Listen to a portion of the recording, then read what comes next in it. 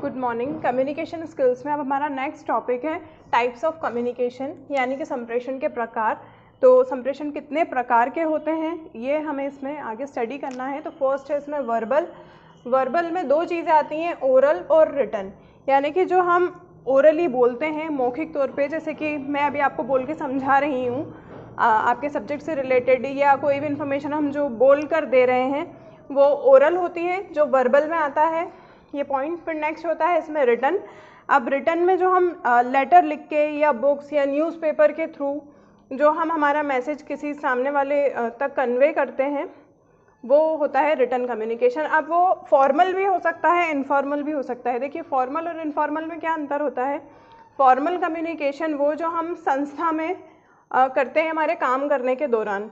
अब संस्था में वो स्कूल भी हो सकता है, कॉलेज भी हो सकता है, या कोई दूसरी संस्था भी हो सकती हैं। तो वहाँ पर हमें एक बिल्कुल स्टेप बाय स्टेप और सिस्टमेटिक तरीके से और बहुत ही अच्छे तरीके से हमारी बॉडी लैंग्वेज और वर्ड्स का सिलेक्शन करने के बाद हम हमारा मैसेज ओरली या रिटन सामने वाले तक पहुँचाते हैं। और एक होता है इनफॉर्मल में जो हम हमारे फ्रेंड सर्कल में बात करते हैं, हमारे आस पड़ोस में बात करते हैं, हमारे भाई बहनों से, हमारी फैमिली में बात करते हैं, वो इनफॉर्मल होता है।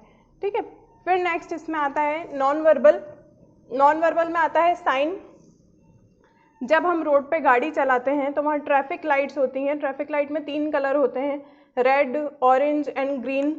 तो वो क्या मैसेज देते हैं हमें, वो एक तरीके से साइन लैंग्वेज है। जब हम किसी हॉस्पिटल में दिखाने के लिए जाते हैं और हमें नहीं पता होता है कि कौन से, मतलब जो डॉक्टर हैं वो कहाँ उनकी सिटिंग है, तो कई बार आपने देखा होगा ऑफिस में साइन लगे रहते हैं, इस तरीके से एरो लगा रहता है कि इस तरफ जाना है हमें या इस तरफ जाना है हमें। तो ये साइंस होते हैं।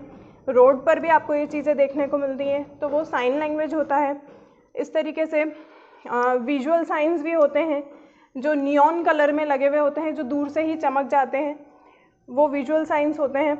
या वीडियो के थ्रू भी बताते हैं कि क्या क्या करना है, वो विजुअल साइंस होते हैं। फिर सेकंड होता है इसमें नेक्स्ट ऑडियो साइंस। अपन रेलवे स्टेशन या बस स्टैंड पे जाते हैं तो वहाँ पर जो अनाउंसमेंट्स चलते हैं वो ऑडियोज़ के थ्रू होते हैं कि अब कौन सी ट्रेन जा चुकी है, अब कौन सी प्लेटफॉर्म पे, कौन से प्लेटफॉर्म नंबर पे आने वाली है, ये ऑडियो साइंस होते हैं। फिर नेक्स्ट आता है इसमें बॉडी लैंग्वेज का क्या चीज़ होती है। नॉन वर्बल में अधिकतर क्या होता है ना कि हम बोलते नहीं हैं, या फिर वहाँ पर जो ओरली बात होती है वो बहुत कम होती है। यहाँ पर बॉडी लैंग्वेज यानी कि हमने दूर से इशारा कर दिया है, या जो मैं आपको पढ़ा रही हूँ तो उसमें जो मेरी बॉडी लैंग्वेज है उससे भी आपको काफ़ी हद तक चीज़ें समझ में आ जाएंगी कि क्या है। और किसी को हाय कर रहे हैं हम दूर से, कोई जा रहा है तो उसको हमने गुड बाय बोला है, या किसी को हम दूर से ही बोलते हैं ऑल द बेस्ट। एग्ज़ाम्स में होता है ज़्यादातर ये। तो ये चीज़ें आती हैं हमारे बॉडी लैंग्वेज में। फिर नेक्स्ट होता है इसमें पैरा लैंग्वेज में हम ओरली बहुत कम बोलते हैं। इसमें नॉन वर्बल ही हमारे जो साइंस और इसी के बेसिस पे हम लोग क्या करते हैं, हमारी कम्युनिकेशन करते हैं, हमारा मैसेज सामने वाले बंदे तक पहुंचाते हैं। फिर नेक्स्ट होता है इसमें प्रॉक्सिमिक्स। अब देखिए प्रॉक्सिमिक्स क्या चीज़ होती है ना, हम लोग जब जज करते हैं किसी भी नेक्स्ट बंदे को या नेक्स्ट बंदे के रिलेशनशिप्स को, तो हम प्रॉक्सिमिक्स के थ्रू वो जज करते हैं कि ये भाई बहन होंगे, या ये हस्बैंड वाइफ हैं, या ये किसी संस्था में काम करते हैं। तो क्या होता है प्रॉक्सिमिक्स में जब कम्युनिकेशन होती है तो उसमें डिस्टेंस देखा जाता है। ठीक, डिस्टेंस इन द सेंस मैं किसी से बिल्कुल ही इनफॉर्मल तरीके से बात कर रही हूँ, बहुत अच्छे से किसी मैम के पास खड़ी हूँ तो आपको समझ में आएगा कि ये मैम की फ्रेंड है। और अगर मैं किसी से 1 हैंड डिस्टेंस से बात कर रही हूँ तो आपको समझ में आएगा कि ऑर्गेनाइजेशनल कुछ टॉक चल रही होगी कॉलेज में। फिर नेक्स्ट होता है कि मुझे बहुत दूर कुछ बच्चे बैठे हैं, मुझे उनको कुछ बोलना है क्लास में, तो वो भी समझ में आता है। तो ये क्या होता है ना, डिस्टेंस देखते हैं हम इसमें कि हमें कितने डिस्टेंस में हम किस थ्रू हमारी कम्युनिकेशन कर पाएंगे, हमारा मैसेज सामने वाले जो हमारे रिसीवर हैं उन तक पहुंचा पाएंगे। फिर इसमें एक और चीज़ आती है on the basis of direction से क्या मतलब है यहाँ पर, downward downward in the sense, जैसे कि किसी ऑर्गेनाइजेशन की बात करें, CEO होते हैं, फिर मैनेजर होते हैं, फिर इनके नीचे उनके जो एम्प्लॉयज़ होते हैं वो होते हैं, ठीक, फिर इनके नीचे प्यून होते हैं। तो ये क्या होता है, डाउनवर्ड कम्युनिकेशन है ये।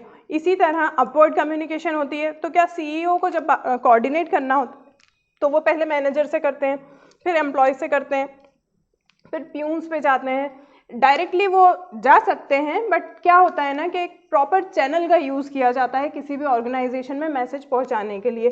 तो ये डाउनवर्ड था। इसी तरह अपवर्ड होता है। प्यून को अगर कोई मैसेज सीईओ तक पहुंचाना है तो वो डायरेक्ट नहीं जा सकता है, वो पहले एम्प्लॉयज़ को कोऑर्डिनेट करेगा, जो भी जिनके भी अंडर में वो होगा, फिर वो मैनेजर को बोलेंगे, फिर वो मैनेजर सीईओ तक वो मैसेज पहुंचाएंगे। तो ये डाउनवर्ड एंड अपवर्ड कम्युनिकेशन होता है। फिर नेक्स्ट होता है इसमें हॉरिजॉन्टल एंड लेटरल।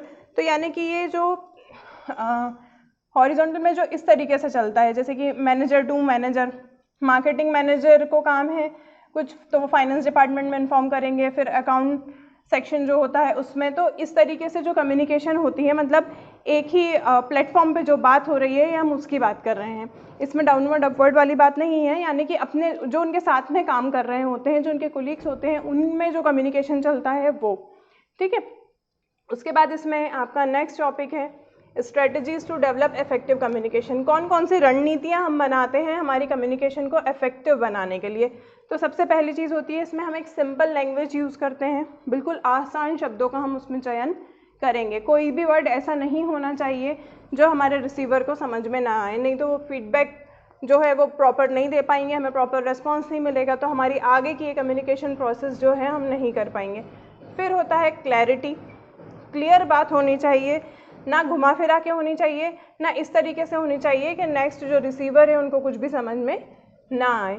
फिर होता है वर्ड सिलेक्शन, जो हम शब्दों का चयन कर रहे हैं, ख़ास तौर पर जब हम संस्था की बात करते हैं तो वहाँ पर जो हम वर्ड्स बोलते हैं वो बहुत ज़्यादा सोच समझ के बोलते हैं। क्यों?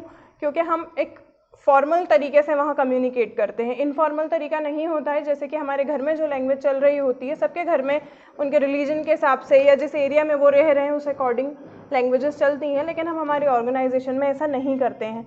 हम वहाँ पर प्रॉपर तरीके से कम्युनिकेट करते हैं, जो हमारे वर्ड सिलेक्शन होते हैं वो बहुत सही होते हैं, क्लियर बात करते हैं, फालतू घुमा फिरा के इधर उधर की बातें नहीं करते हैं। फिर नेक्स्ट आता है इसमें message should be complete. Incomplete या अधूरा मैसेज हम किसी को भी नहीं देते हैं। अधूरा मैसेज यानी कि हम कोई भी इनकम्प्लीट सेंटेंस उनको बोल दिया हमने, अधूरा कोई भी जो वाक्य था वो बोल दिया, सामने वाले को समझ में ही नहीं आ रहा है हम उससे क्या कहना चाह रहे हैं, तो ये कम्युनिकेशन में बैरियर हो जाएगा, है ना। फिर उसके बाद एट द एंड हम क्या होता है, जब हमारी पूरी जो भी हम मैसेज होता है वो पहुंचा दिया है हमने, फिर हम लास्ट स्टेज पे पहुंचते हैं फीडबैक। फिर जिस भी रिसीवर को हमने हमारे मैसेजेस सेंड किए थे वो उन चीज़ों को पूरा समझने के बाद हमको फीडबैक देते हैं।